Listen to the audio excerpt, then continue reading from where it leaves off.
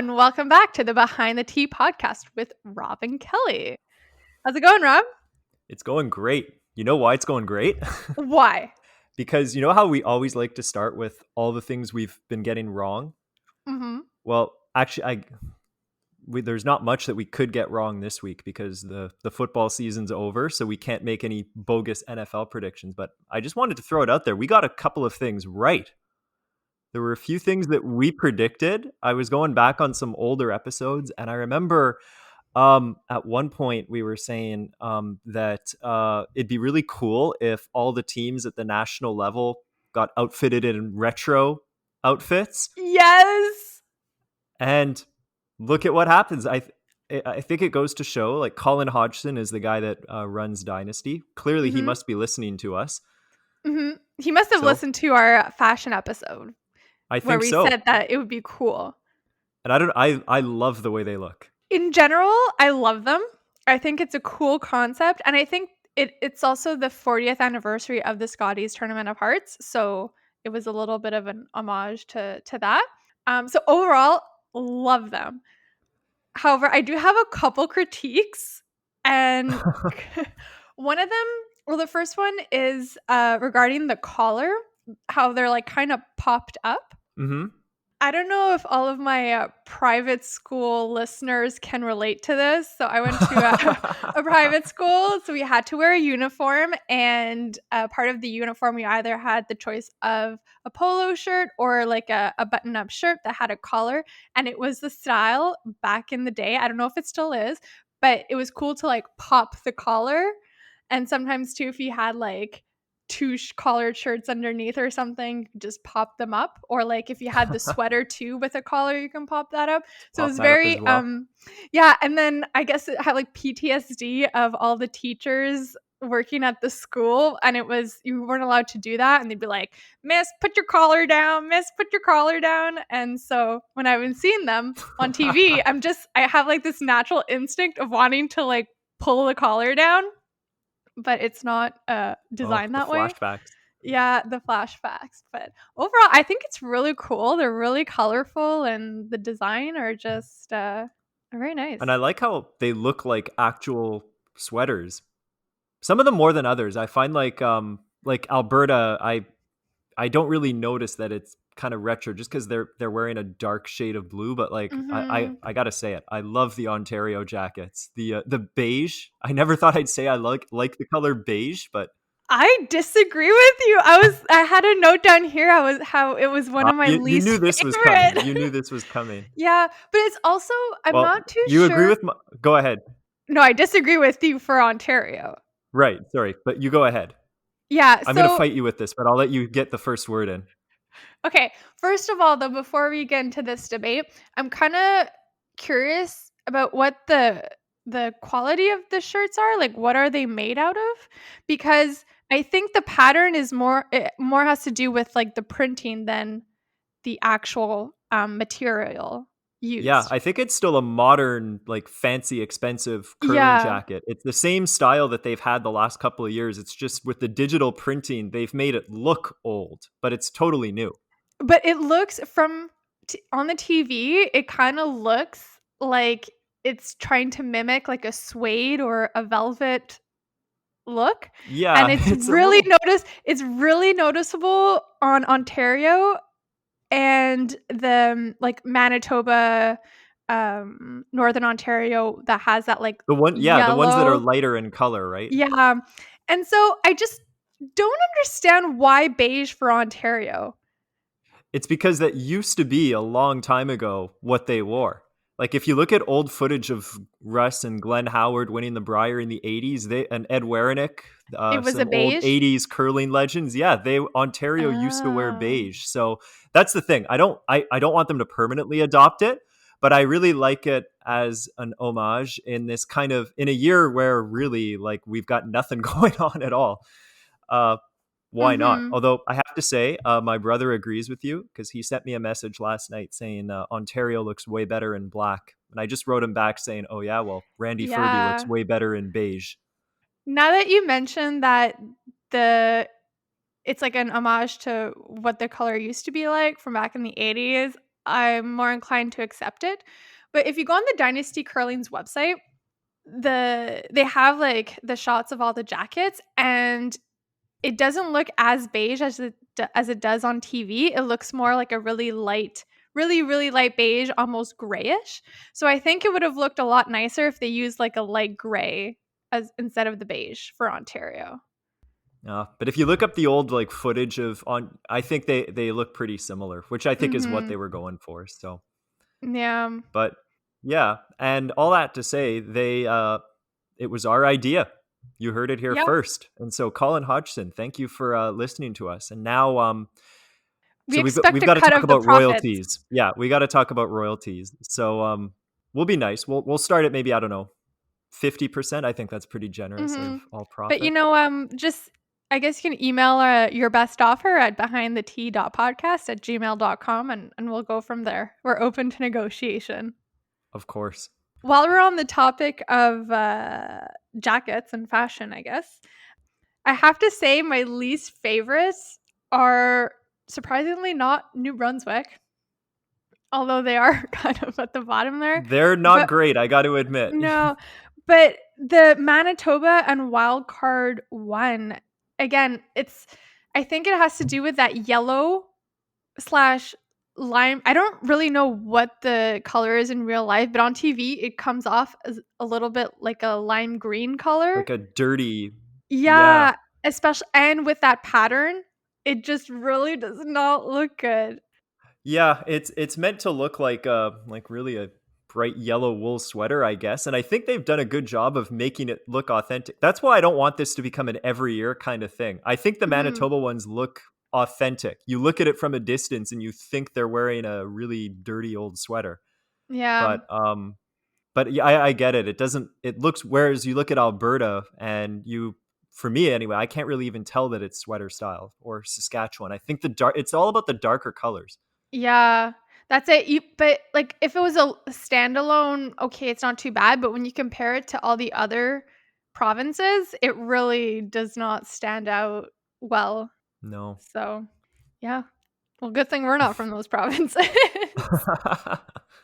Before we start talking about what's been happening in the Scotties, so we're filming this on a Sunday and the event started on Friday. So there's already been quite a few draws that have been played, and we definitely have a couple comments. That's right. And if anything happens as we're recording, it's over my shoulder right now, so Kelly can see through my little Zoom camera. She can tell me to turn around if there's a nice shot, like you can see my TV. All I can see is the red ring from the 12-foot. But so anyways, in other news of things that happened this week, not Scotties related, but still related to curling.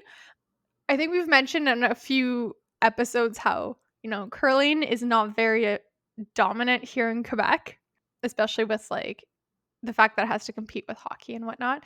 But anyways, curling got some love in the mainstream media. There's this Quebecois band called Bleu Jeans Bleu. If you haven't heard about them, they're a pretty new band. I don't know what their genre would be. Um, I'm going to disagree with you on the part where you said mainstream, by the way, but well, they're mainstream in Quebec. Like if you live here and okay. you're French, you know the group. Okay. I'd call them maybe like hipster pop is the best way to describe The them. Hunter Brothers of Quebec. No, no. They take no, they're more I just like had to get something out there. they're more pop, but their songs definitely have a humor touch to them. So their big hit that came out maybe 2 years ago now was On est-tu bien dans son coton ouaté, which is a song all about how the weather is good enough to wear a sweatshirt. Like that's it. It's a great tune actually, very catchy. Anyways, so they came out Hmm. with a new hit this week or last week actually, called Veux-tu jouer un bowling, which translates to Do you want to play bowling? Want to go bowling? The whole song or the music video was filmed in a curling club here in Three Rivers. And it's about a couple That's where that, it was. I was trying to yeah, figure out what club it was. it was Three Rivers. And in the music video, you have the band, Blue Jeans Blue, like playing and the club part, and then it's all about a guy and a girl kind of going on a date as you would, if you were to go bowling on a date. I don't know if people still do that, but anyways. But instead of going bowling, they're going to play curling. So in the music video, they're playing curling, and they also have this retro hipster look to them. And the whole video has that like retro vibe to it, which also kind of ties into the Scotties. The song's okay. It's not one of my favorite ones from them, but if you want to check it out, the band is called Bleu Jeans Bleu, and the song is called Veux-tu jouer un bowling? So go give them some love, I guess. Can't go wrong with well, actually, I take that back. Yes, you can go wrong when you make curling references, but this one wasn't cringy. I thought it was pretty funny, although I didn't enjoy it only because I spent the whole time going, what club is that? It looks so familiar. What club is that? And I wasn't analyzing anything else. But now you've solved the mystery. Three Rivers. And you know what's funny? I was actually thinking while watching the video, I have never played at the Three Rivers Curling Club.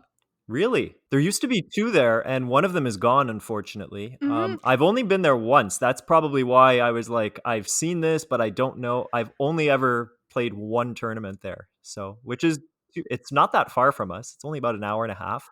It's really not. But I guess it was just whenever there's a tournament there, it was just one of the ones that we skipped, or it happened at the same time as like another one. So, yeah, I never went there, which is kind of surprising because I've been to quite a few curling clubs in the province, and that one Yeah, was just actually, I remember they hosted a provincials probably just before our time in juniors. that's Because I possible. remember a lot of people I knew came back with these toques that they used to give like little prizes to all the participants, and everybody had toques that said like 2006 or whatever the year was provincials, but they misspelled provincials on Oh it. no. It's the same word in English or provincial en français, Hmm. but I It's think they spelled were the like same way. yeah, provincials. There was an extra V in there or something. Oh And it no. became kind of a novelty item is that everybody enjoyed having I think they gave everybody a corrected toque, but we're like, no, we want the misspelled one. That's much cooler. Yeah. That's all I remember from Trois Rivières. The only time I went to Three Rivers or Trois Rivières or a curling related event was actually the Junior Oh Worlds yes, back the in World what, Juniors. 2004, I think. 2004. I only know it was 2004 because we looked it up a while ago. Won by a very young, blue-haired Nicholas Edin. I know the first, and I didn't even realize. Well, Ideen, we didn't know who Ideen was at the time. It was kind of cool going back and being like, oh, he actually played in Yeah. that. Hey, And quick trivia question. actually, Oh, go ahead. Go ahead. oh, maybe this is gonna be the same trivia question, but the women's team, junior team that played there was Joel Brothers. That's exactly what I was There gonna you say. go. Great minds Who's think on TV alike. right now? That's Yeah. right. No, I remember watching her play too. Yeah, in that world. And it was a really good time. It was my first curling event to go watch live, and it was a lot of fun. Even though it was just a juniors event. And I remember we bought the like pamphlet that has all the teams on them. And I think a lot of kids do this now too, but we after each draw, like we'd go and try and find the team on the side of the Oh, and ice get or it signed. somewhere and ask them for their signatures. Yeah, it was pretty cool. Oh, from my one time at a junior national as a coach, a little kid came up to me and asked me to sign the program.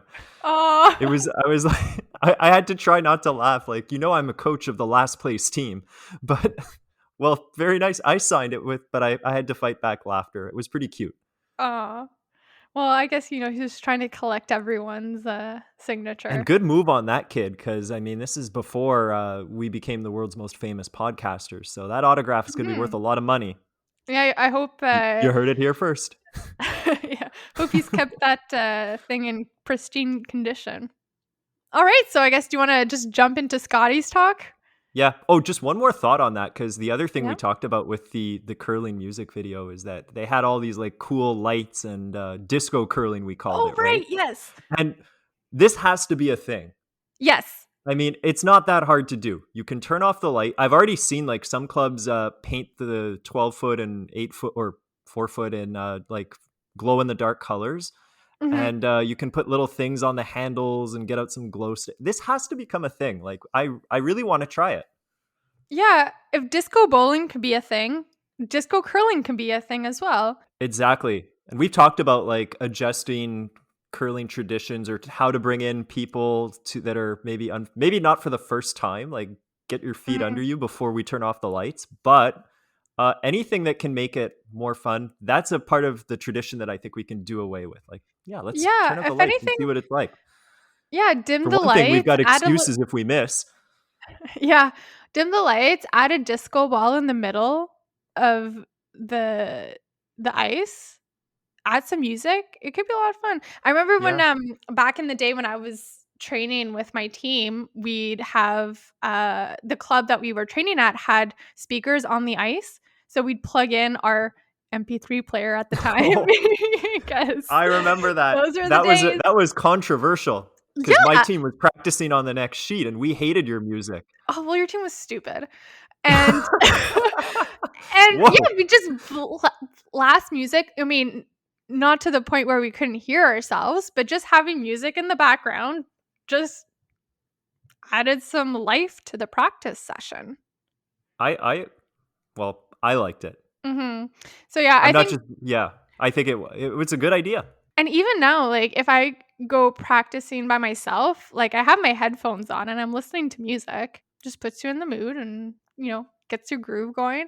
But anyway, I think it's something we can bring up at the next curling club's AGM meeting or whatever, and just have like disco curling tournaments or something.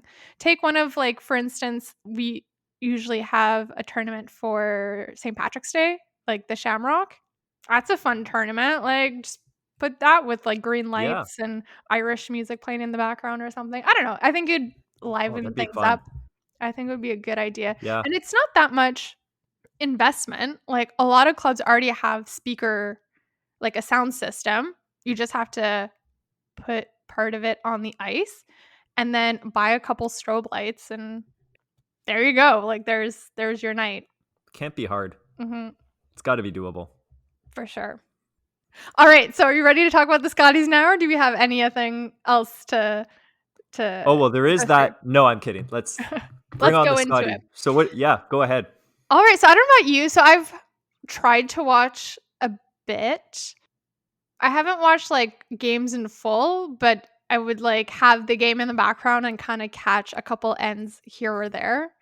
Um Mhm. One thing I think we mentioned last week was, is it gonna be different not having the crowd there, it being a little quiet, because it's an empty arena, and actually I don't find it that bad.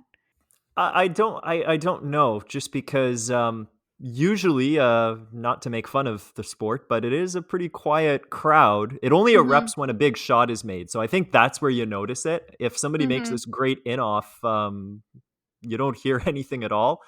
But that dead time in between shots um, is always going to be pretty quiet. So I guess that part we don't notice as much. But I was wondering because we had brought up the question: were they going to bring in fake crowd noise or Mhm.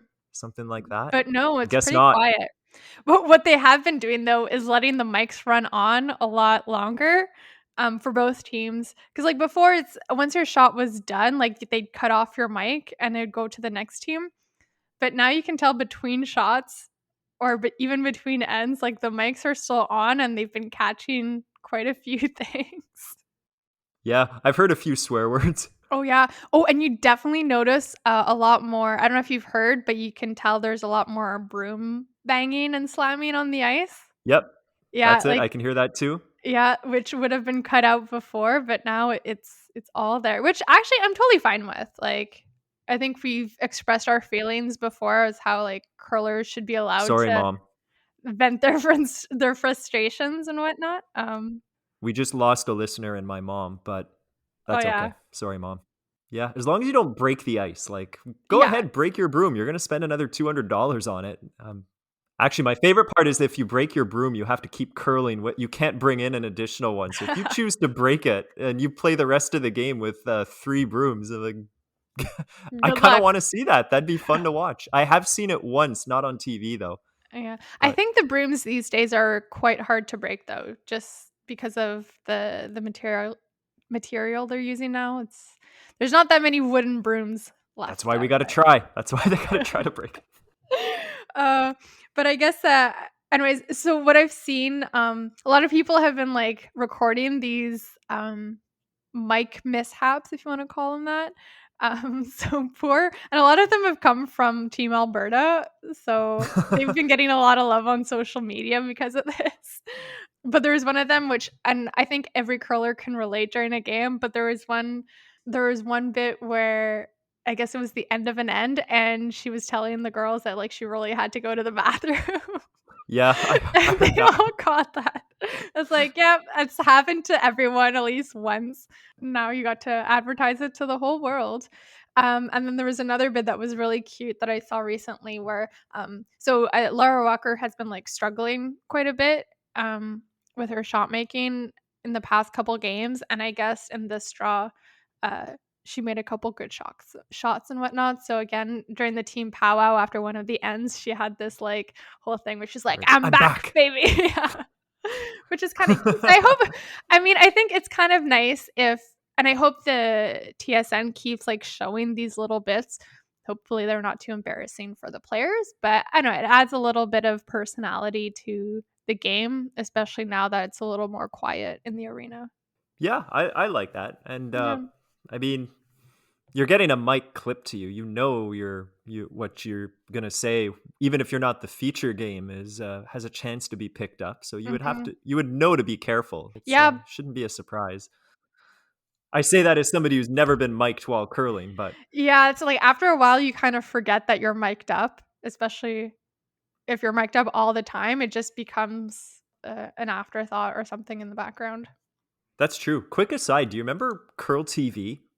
It Nope. was it was a it was a website that would show that would stream live curling games back when, cuz remember before TSN had the rights to, it was kind of sketchy Mhm. how they were showing curling, and so there were a lot of things that never got picked up, like the morning draws were never shown. And Yeah. so Curl TV was this website that stepped in and started broadcasting, and they would show like the round robin of the juniors, for instance, or the round robin of them, or of things that we don't typically see on TV, but that you might be interested in following, and you had to pay a little bit. And I don't remember where I was going with this. There was a connection to something. What were we Something talking of about? them not people be Oh, right, right. people About moving mic'd up. microphones. About Yeah. microphones. Yeah. Because one thing I noticed is that I remember seeing a team like, I'm going to just pull out a name here, Kevin Martin, who we would see all the time on TV. But now we're seeing him play in his, like a little curling club tournament in Red Deer or something Mhm. like that.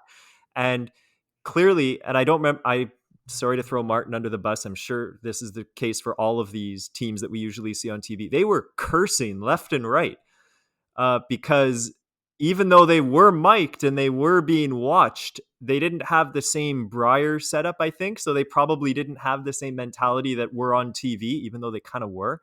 So there was so much cursing, I remember. Well, the thing is too, That's all I got. I know that's not much of a story, but when you're broadcast on TSN or some of these other sports channels, like, they get fined if they swear. So, probably on yeah, Curling TV, they didn't have the maybe problem not. of being Yeah. fined.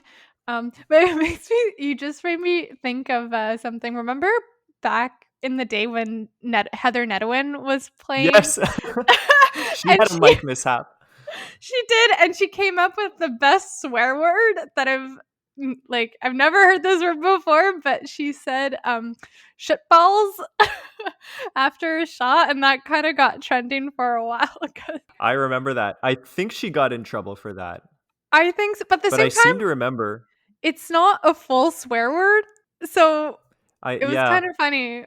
But I remember that year, like there started to be this discussion about what is acceptable conduct and what isn't. And we could do a whole Mhm. episode on this because we just kind of said, I don't mind seeing people bang brooms. But what I do kind of not like is that some officials will come down hard on you. If you even let out just a mild swear word under your breath, you could get in big trouble. Whereas people who, okay, well, Ben Hebert, every time they miss a shot, man, does he kick those rocks away. Like some players we see on TV really have these big fits of rage, and it's totally fine. And I Mhm. remember reading about, and I'm going to get the details wrong, I apologize, but after the whole Heather Nedahin thing there, that they started to there was an article that analyzed some of the things people had done to get fined, and there are things like people taking their microphones and whipping them breaking them. Like, that's an expensive piece Ooh, of yeah. equipment. You should be fined for that. And I think, and Heather Nedahin got fined that year, and it wasn't for her little swearing there, if we call it swearing. I think it's that she went to the bathroom in the fifth end break and her microphone fell in the toilet. I think it was I Heather guess you have to Nedahin. pay Boy, the that's embarrassing if I'm wrong. I'm sorry, but I think it was her, and I think she had to pay for it. Oh, I mean, fair enough, I guess. I don't know how expensive those microphones go for. Apparently, they're pretty pricey. Yeah, I don't know. I'm not like too against the swearing. Like, I think if you mutter a swear word under your breath, like here or there, like you really missed a shot or something, or like your rock pick and you like go like, oh, insert swear word here. It's okay. I think it's more like if you're very like aggressively vocal with your swear word, or you go on like a swearing rant, if you will, like that's Rampage. Yeah. rampage. Yeah, that's definitely crossing the line, but a little Yeah. It's a frustrating sport. yeah, especially if you're like Yeah. not It's one of playing those well. things. You feel like one day you'll never miss yeah, one day you feel like you'll never miss a shot, and then the next day you're like, can I even put the right turn on this? It can get pretty frustrating. Yeah, And it's just like you can't get it right. my only argument here, because I don't really care that strongly, but it's just again, it's not enforced consistently. You see Mhm, people get away with nothing, and then you see people get away with murder. So if it is a rule that you can't do anything, you can't swear, you can't bang you can't, well, let's start enforcing it consistently then. mhm, true. Sorry, mom, again. Anyways, my last point on when it comes to mics and I guess commentary here. I don't know if you've noticed, but I think that we have Cheryl, Russ, and Vic, and obviously Kathy Goetze back as color commentators for this event. And I get the feel that they're a little rusty. There's been a couple awkward moments. I know Brian Mudrick commented a few times that he felt rusty. Yeah, and because this is the first event that they're doing since this time last year, essentially. But one notable awkward moment that I wrote down because I thought it was absolutely hilarious. Just to preface this, like usually they have quite a good dynamic. Like they banter off each other a little bit, but usually they're quite like friendly with each other, right? There's no animosity or whatnot. So, anyways, Right. in this bit here, they were talking about how Jeff Walker, who's married to Laura Walker, who's the skip of the Alberta team. So they just welcomed a newborn recently. I'm not sure how old their child is at the moment, but it's a baby. I think, yeah, they said 5 months, I think. Yeah. Yeah, relatively, like definitely under a year old. So Jeff is in the bubble with Laura right now, like taking care of the baby this week while Laura's playing, and then she's gonna stay with the baby next week or in 2 weeks when Jeff, who's playing with Brad Gushu, right? So Gushu is part of they're located in Newfoundland and Jeff Walker is in Alberta. So they actually have not like played together at all this year. They haven't seen each other at all this year because of the pandemic. So Cheryl was going on about Yeah. that. I heard all this, so I'm wondering what your moment is because I don't remember. Okay, so so Cheryl was going on like, yeah, they haven't seen each other all year and stuff, and then Vic goes like, Vic says, "Oh well, we haven't seen each other all year either." To which Cheryl replies with the most savage comment. She's like, "Yeah, well, it's actually been quite pleasant." And then there was a good like Oh, right. 5 seconds of silence. And then she's like, "I'm just joking." But, like, they've actually missed each other, which again was just more savage comments from her saying how, like, "Yeah, well, I think Brad Gushue and Jeff Walker, like, that whole team, they've actually missed each other compared to us." And then she's like, "I love you guys." But I thought that was so funny. I don't know if it was, like, her trying to make a joke that just didn't land right. It made me laugh, so I wrote that down. I like it. I had that on in the background, I think. Mhm. Actually, that's one thing I got to admit is that I should have done my homework better. I should have watched every game and studied every game and been prepared with tons of notes and things like that. I really am not. I got to be honest. It's a lot to watch and to focus on. Yeah, I was so excited because there's not much to be excited about these days, let's be honest. And to the point where a couple of my friends had like a Zoom happy hour on Friday night at 8 o'clock. And I was Mhm. like, do I not show up for this? Like, if this were normal life, have you ever? Well, we've all done this. We're like, oh, gee, I'm kind of busy tonight. I've got a lot of things planned, but really, in quarantine, no, you don't. So Yeah, I it's hard did. to bail on things, yeah. That's right. So if any of them are listening, I'm sorry, but no, I did go. I went to this little Zoom happy hour thing, but full disclosure, and it was. I love these friends. It was great to see them. But I did have the curling on in the background, I do admit. But if there was anything like a interesting mic moment or interesting story, I completely missed it. I didn't follow it at all. So I missed the entire opening draw essentially. Um, Yesterday morning's game, I don't know if you saw this, Kelly, between Saskatchewan and Prince Edward Island. I didn't watch that game, actually. I think that was a good decision on your part. With all Oh, due really? What respect happened? to Suzanne Burt and Sherry Anderson, both longtime representatives of their respective provinces who I think are very good curlers. Oh my God, it was painful to watch. Like one of the worst played games Oh, I've really? seen in a long time. Yeah, it was. And again, not to be too negative, because let's be honest, they've not been on the ice. Mhm, Uh, some of them have barely played with each other, and we wouldn't want to be judged on our first Tuesday night league game in October either. So, and also the ice makers, this is unfamiliar to them too. Like they've never had to make mhm, ice for an empty arena. So I get but not sugarcoating it, it was really painful to watch. The execution was just awful from both teams. And poor Saskatchewan, like Sherry Anderson had a wide open hit to win it. And it was just one of those shots like you could nose it, you could hit it on the inside, you could hit it on the outside. There was just that one little angle that you couldn't hit it on because you would jam it full on. And that's what she did. that's what she did. Yeah. So that one was pretty bad. In fairness, like, I think we will see quite a few more games like that this year. Just again, like you said, people are out of practice. However, at the same time, these are still supposed to be some of the best teams in each province, so you do, like, expect a certain level of play, you know? Um, like you said, our first games, even if it's the Tuesday night ladder, is probably not the best game of our season, but there's still like a certain level. Like you should still be making at least like 60% of your shots. Yeah, and we're seeing percentages like in the.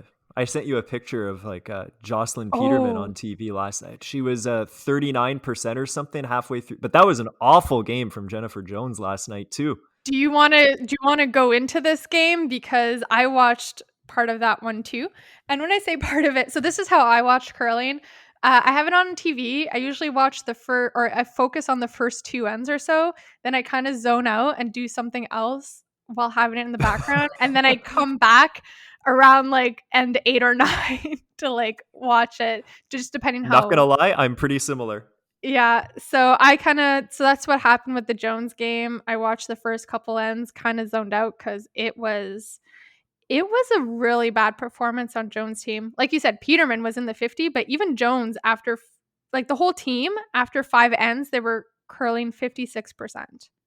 Right, and full credit to Chelsea Carey. I mean, first of all, another thing that we called that Chelsea Carey would come out of nowhere and be Mhm. dominant. That's what she does, and boy, did she look good last night. Yeah. But yeah, it was a brutal game by Jennifer Jones. Something you don't hear us say very often.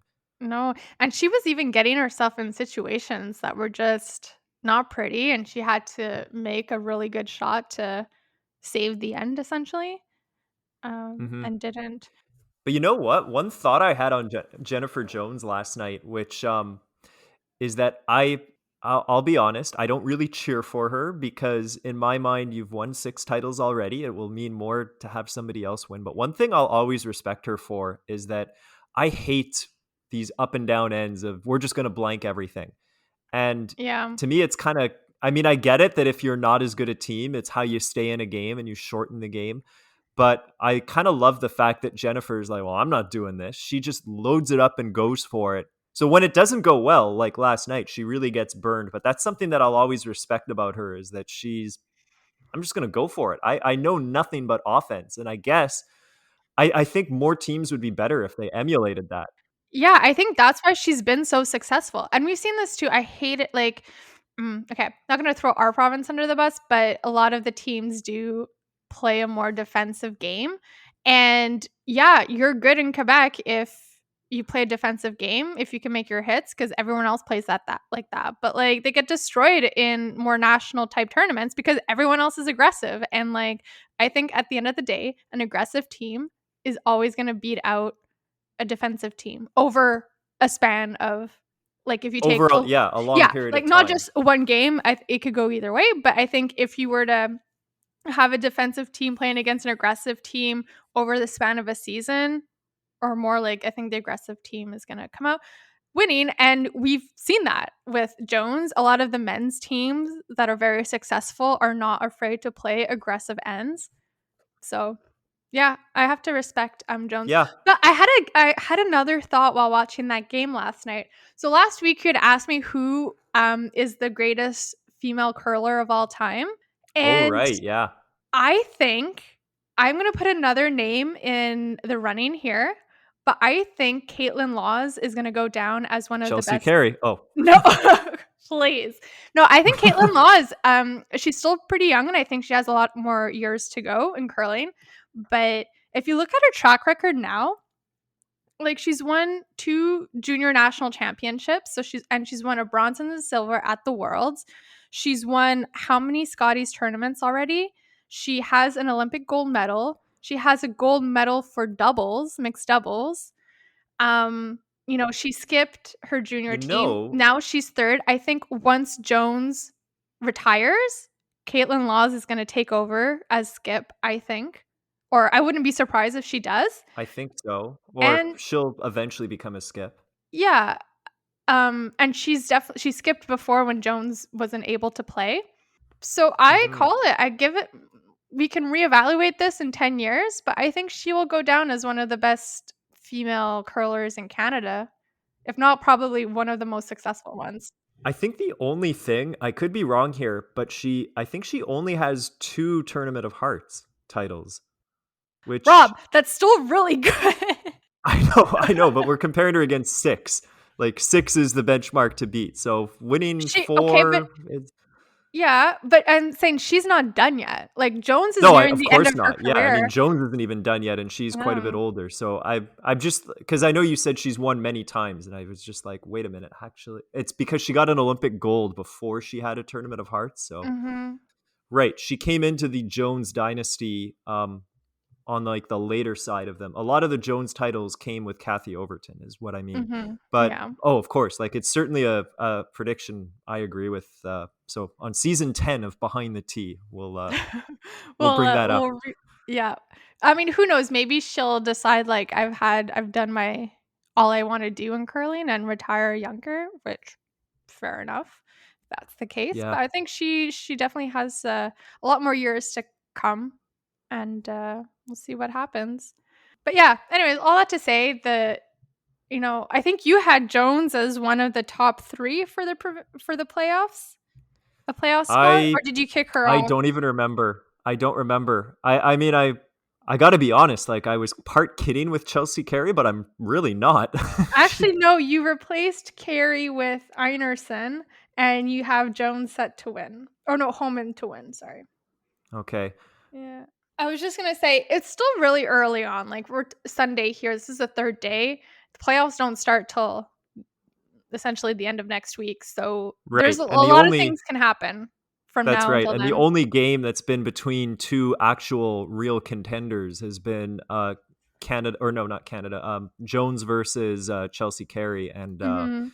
that was pretty lopsided. But every other matchup so far has been a high seeded team versus a low seeded team, and they've all gone the way we would expect. Yeah. So we kind of got to wait. Like that's why I always like when the tournament starts. But to be Yeah. honest with you, a lot of things don't really develop any meaning until like Tuesday, Wednesday. Actually, funny story. I have a friend who texted me this morning, who's not like a curler whatsoever, but we do talk a lot about sports. And he was saying like, "Oh, I think Alberta's gonna win this," and I was like, "Why do you say that?" Like, he doesn't know anything. And I actually thought I was like, "Oh, are you just saying because the you find the team attractive?" Which fair enough. And he's like, "No, no, no. I read somewhere that that they're undefeated." And I'm like, "Yeah, they played 3 games." I read, It means absolutely nothing yet. And again, I think they played against some of the weaker teams. So I think so. And also, they were 3-0 last year, and then they lost every game. yeah, They didn't make the Alberta failing to make the championship pool. That doesn't happen every day. mhm. So I was trying to explain, I was like, "You know what? Don't take the current standings as a call, like, don't use that to make your call onto who's gonna win because it really doesn't mean much." I mean, we have an idea, but it can there's still a lot of time for things to change. And then you have to have that awkward conversation with the non-curler, right? About how I think Canada is really good. Yes, Canada has a team. Mhm. Northern Ontario, that's a province in Yep. curling. Oh, I had to explain that too. He thought that Team Canada was just a team of people who couldn't make it out of their province, and so they just like kind of 4 people from Canada came Nope, that's together. wild card 1, 2, and 3. And I was like, "No, Team Canada's the winner from last year." And like if they I think it's if you lose more than 1 player, like you're allowed 1 player replacement, but if you're more than 1, you lose your eligibility to be Team Canada. And Hmm. so it was like, "Oh, okay, that makes sense." I was like, "Yeah, That's it. But it's unique to curling. Like yeah." nothing else And does then that. explaining why there's a wild card because they thought, "Oh, were these just people who weren't good enough to come out of their province?" And I was like, "No, no, no." Like, and you can't just easily explain it, like, without explaining the whole situation of curling in Canada right now because it's like, okay, not all the provinces are Because even we equal. don't really know. Yeah, exactly.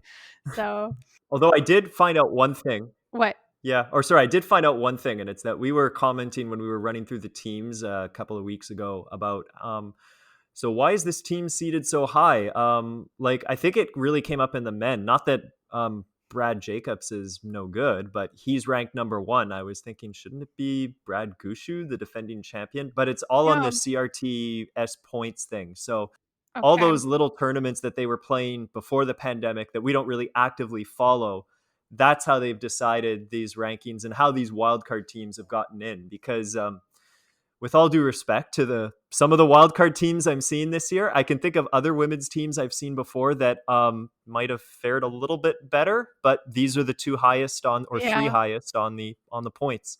Were they taking the points as of end of last year or because here's the thing too, some teams got to play more this year, which wouldn't be fair. Yeah, but I think it was based on last year. I think it'd be pretty unfair to start charting anything that might have happened in October or September. I mean, a lot of tournaments did go ahead and then only to shut down on Saturday afternoon because like somebody's COVID app went Yeah. off or I may be wrong here, but I think I heard Vic kind of explain this a little bit in the first draw with wild card. I don't know. I think there are 3 Zacharias. Mhm. The reason they got in is they got points for playing in the World Juniors. Yeah, And that's essentially how they got in. right. Because when you think about it, I was like, wait a minute, how much spieling could that team be doing if they went to the junior nationals, junior worlds, their junior provincials? I mean, that would probably dominate a lot of their time. They can't be, It gets you points. they're not doing grand slams or anything like that. But they still got points for it, so that's what, anyways, I was kind of, like, half listening, so maybe I didn't get the full story. It's like everything else we say here. Take it at face value. It's all anecdotal. So, I guess right before we wrap up this episode, I have a couple more things. Our second favorite topic to talk about on this podcast is curling commercials, Oh my and god. I don't So know. I have to say, yeah, Yeah. you're gonna have to take the lead here because I've done this this is a wonderful thing about having a PVR. I know you've often gotten on my case for why do I still pay for cable, and you're completely right, except for this. Uh-huh. Um, That and like channels that show retro music videos. That's something for another podcast. But anyways, the PVR. Have you been fast forwarding through the commercials? I have been, because what I did, like for instance, this morning, I got up. The morning draw was on at 10:30. I made some coffee. I made some breakfast. And what I did was I paused it, and then Uh-huh. I just fast forwarded through the commercials. Okay, they're blanking this end. They're just running it up and down. Fast forward, fast forward, and you only stop to watch the parts that are actually interesting. Although Mm, actually the downside is now I got to pay more active attention for a longer period of time. At least I can kind of zone out during the commercials. But all this to say, I'm not up on my commercial game right now. to be honest, it's the same three or four commercials that they play on loop every commercial break. So But no Hunter Brothers. New Holland's commercials are very bland this year. I know they didn't mention swathing or straight cutting. No, it's I mean, just I could like be wrong, but no, it's just like this is our new technology. That's it. With like tractors going up and down a field. Like it really isn't. And I'm sure, obviously, this commercial maybe could have been made during COVID. So obviously, they can't have like a huge production. But it's like, yeah, just a bunch of B roll shot of tractors going up and down. And then, yeah, just saying how like we've improved our technology, like by our tractors. So yes, yeah, and really Tim bland Hortons and has improved boring. their dark roast. Oh, okay. This is what I want to talk about. So Tim Hortons came out with they have like two commercials. One of them is talking about their dark roast. And hold on, in case you guys aren't aware how I am like boycotting Tim Hortons, I have a huge Tim Hortons beef because their coffee sucks. Okay? It really sucks. And so in this commercial, they for a third Another company time that will never sponsor us. Go ahead. they've released their third dark roast blend, okay? First one, and they talk about this in the commercial. The Third time's the charm. first one came out in like 2007 or so. It sucked. And the people, obviously they're paid actors, but they're like, yeah, it wasn't good. So then they came out again in like 2014 or 15 with a second blend, which was supposed to be, and I do remember those commercials because they were like, you guys didn't like our first blend. So we have a new and improved one. And I did go and try it. And you know what? It tasted like water, just like the woman in the commercial said. That was my next question. Did you try it? Okay. So then, and now I guess third time's a charm. I'm hoping because, I mean, the bar is really low for Timmy's dark roast. There is a Tim Hortons counter a block away from my place, so maybe I will venture out and go get one, and I'll come back next episode and give you my thoughts on it. But let me tell you, I'm not expecting great things here. So there's that. So that was one of the Timmy's commercials that's been going on. And their breakfast sandwich. We're gonna Oh, try something new with your breakfast sandwich. okay, again, the breakfast sandwich, you can tell they've hired a bunch of actors to play different roles, and one of the roles is I wrote it down here, Tim's culinary lead. I'm sorry. If you work at a Tim Hortons and your title is culinary lead, like this is all pre-made frozen food that they literally put in the oven before feeding it to you. And he had like a whole, like the chef's A jacket chef's that jacket. Yeah. like branded Timmies and stuff. I was like, dude, Yeah. come on. Um, so yeah, the breakfast. I mean, I actually didn't have the breakfast sandwich before was relatively good. Like I ordered it a couple times before early morning games, but the coffee, oh my god, like it is absolute garbage. I'm sorry, but it's true. We keep it Well, real on this I'm podcast. okay with it, but I haven't. Yeah, I'm okay with it, to be honest. Although I haven't been in a long, long time, but that's just as a result of the pandemic. You have been to Tim Hortons more in the last month, or sorry, in the last year than I have. Yeah, I've been like I know that because you twice. sent me a message and you were like, "I've been twice" or something. I was like, "Oh, well, Yeah. jokes on you. I've only been once." Yeah, I think the reason I went was because I had just moved into my new place and I needed like a quick lunch and I didn't know the area and the Timmy's was the only thing I knew that existed. But There you go. I mean, I guess if you're someone who doesn't really care much about coffee, or like if you're the type of person who puts 3 creams and 2 sugars in your coffee, then yeah, you're gonna like Tim Hortons. But like, I like to drink my coffee black and I like to taste the coffee. So when my coffee tastes like water, we got an issue. Oh, I can't do that. Boy, we're making more enemies as every episode. Don't expect any Tim Hortons sponsorship. Unless but in all fairness to Timmy's, I'm gonna go try the third dark roast, and if I like it, I will. Yeah, we'll do a little experiment. I'll go too. I have a gift card. Fantastic. Oh yeah, we have a new sponsor in the curling world. Is it the Briar that they're sponsoring now, or the World? Is that BK Tire and OK Tire? Oh yeah, that was breaking news. Yeah, so we have those commercials. Not much to say about them, but they're basically like, "Need new tires? Come and see us." So, It's funny because a couple of weeks ago we were watching the Super Bowl, and boy, we've fallen a long way in the advertising game from mhm. there to here. And yeah, that's all I really remember. Well, the other one that I'm already sick of, mind you, I was sick of it before curling, is the "I'm only human after all." Yeah. I actually really like that song, but yeah, I after hate hearing that it. song. Really? Oh my god, I hate that song. Oh, I think it's good, but again, like you said, after you hear it 25 times in a span of 30 minutes, it gets annoying. Yeah. And maybe it's maybe the contrast is what's getting me in the ad, because we've watched toilet paper commercials for 20 years or something. That's a really Mhm. weird sentence, by the way. We've been watching toilet paper commercials for 20 years, but it is true. And they're always like, Yeah. "Oh, it's so soft and luscious and soft sorbent," to the point where they're making up words. And then we see this like, "We're unapologetically human." These tough guys wiping up their dog's messes, and people sneezing like right in the it's pretty gross. I still prefer the human commercial to the one the paper towel commercials where you have the guy dressed up as a huge paper Oh my towel, god. and he's like, "I got this mess." And yeah. Oh yeah, those were pretty bad. I got to like, that's the thing. Like we said earlier, the bar was set very, very low. Mhm. And one quick final personal story on that is that when Montreal hosted the Tournament of Hearts back in 2014, yeah, 2014. So you were away. I was sort of too, although I was closer to home than you were. So I was thinking of volunteering. Normally Mhm. I would. Tournament of Hearts comes to your own backyard. Of course you're going to volunteer. One of the reasons I chickened out was because were they going to make me that guy in the sponge towels outfit? Because when they marched the teams out onto the ice, there was the bagpipe player, Yeah. there was the flag bearer, there were the teams, and then there Mhm. was a guy, or maybe two guys even, dressed in the sponge towels outfit, walking out and clapping and waving. And I knew one of them. One of them was the guy I curled against. Were they not paid? I don't think so.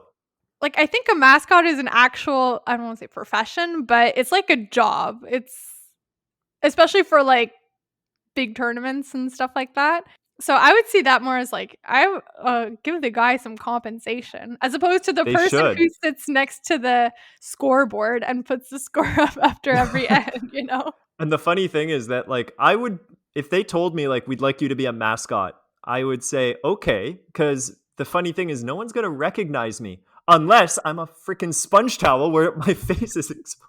Maybe this year, if I'm a sponge towel and a mask, it might be It'll harder be to tell who I better. am, but Well, I guess this kinda we'll wrap up the episode on that note. This one's been a little bit all over the place. that's what life is, though. The Tournament of Hearts so far. I mean, it is only Sunday. It's Yeah, been a little disappointing, but what can I say, Kelly? They're only human after all. that's right. We'll come back next week with, some more thoughts about the Scotties, and bye.